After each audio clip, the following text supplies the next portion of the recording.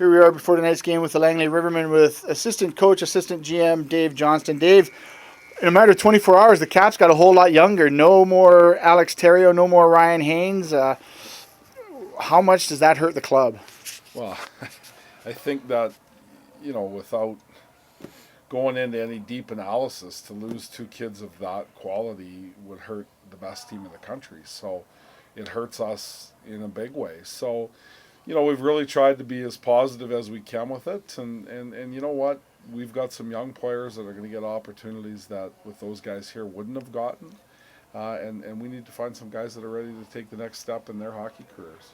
Also freeing up a spot, Travis Stevens released from the Capitals, and that gives a chance for guys like the guy coming in the lineup tonight, Max Moyes from the West Shore Wolves. You've got Jordan Levesque up again from the Nanaimo Junior B team, and you signed Dane Gibson this week, which I think is a great signing for the Capitals. I love that young man's game. Yeah, Dane's a real good player, and had Jeff Grimwood still been in Powell River, Dane probably would be playing there. So I think we got lucky. I think that Dane's going to be a very good BC Hockey League player. Big, strong, skates well, great skill, will play in all the tough areas. So I think we got lucky. I think he's a kid that can immediately come in and step into our lineup and have an impact. The other guys are getting a chance. Jordan played real well for us the last time he was in the lineup. And, again, with the history of real good players coming out of the VIJHL, Max Moyes has put up some pretty impressive numbers this year, and he's come to practice on a fairly regular basis with us over the past probably 6 weeks. So we wanted to give him an opportunity here tonight to step in and have some fun with us.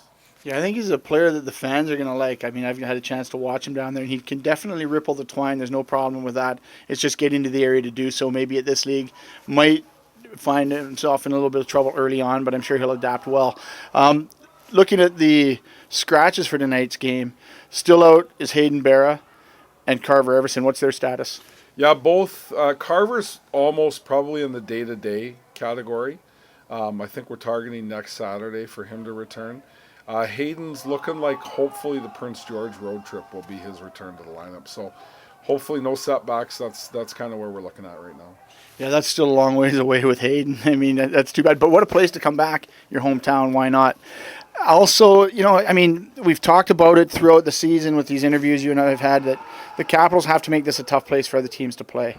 Nanaimo comes on the weekend with Nanaimo. You had 2 1-goal games. Nanaimo comes in here and basically owned the Capitals. Greg Fraser on his own, just a wrecking crew. And when he took out Mueller, there was no response from the Capitals. Was that a decision, or why was that? No, I think that's a snapshot into where some of our issues are. I think one of the things that we as a staff are not doing is closing our eyes to problems that we have. For me, that's a non-negotiable component of what a team has to be, is one that's a team, and you look out for your teammates. So no response in that situation was, we looked at the hit on video a number of times.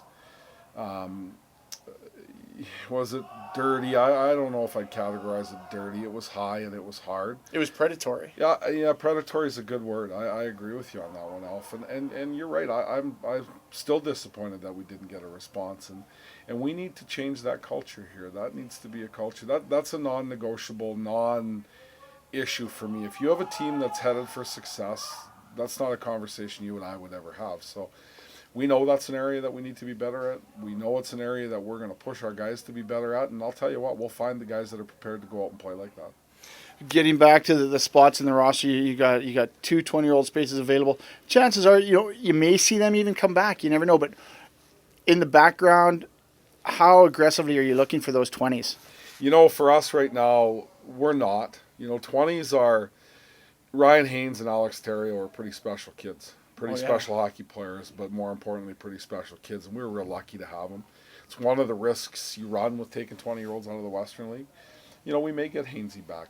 Terrio's a pro hockey player. I don't think we'll see him back. I don't think there's any chance we'll get him back. But for us right now, we need to find younger players. And this is really the way that we're looking at it, is find younger players that can step in, can play at this level now, but let's set them up for success early next year. And let's set our team up for success early next year by having guys already gone through that acclimatization period. where they already have a feel for the league. They know the expectations. They're not coming in September as rookies. They're coming in September as returning players. And so that's really our focus right now. A guy like Dane Gibson fits that mode perfectly for us. He's a guy that can step in and play for us right now, but it's going to be a big player for us next year. So that's one of the things that we're not jumping. We made a real decision to not panic.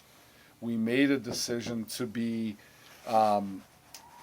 calculated in the decisions that we make, because we have an opportunity right now, and that's the way we're looking at it. Let's take this opportunity to set our team up for success now and next year.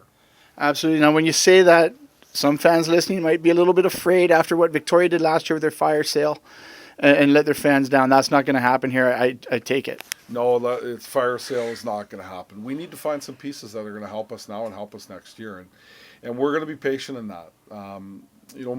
While there be some moves, more than likely we need to look at, again, not a fire sale, but taking assets and getting assets that are going to help us now and in the future. So we're looking at all angles. The decisions that we make as a staff will be decisions that are made for the betterment of the hockey team now and in the future. So nobody needs to panic. The one thing we are going to focus on wholeheartedly is getting kids into our lineup that really represent the Valley. And we want blue-collar, good young men that want to come in here. They want to give their heart and soul to the community and to our hockey team, and kids that our community can be proud to call their own. Well, that's very reassuring good news. Thanks, Dave. My heart just settled right down. My blood pressure went down, and it's good to know. Looking at tonight's game, your opponents, the Langley Rivermen, just one road win so far this year, and they got beat last night in Nanaimo.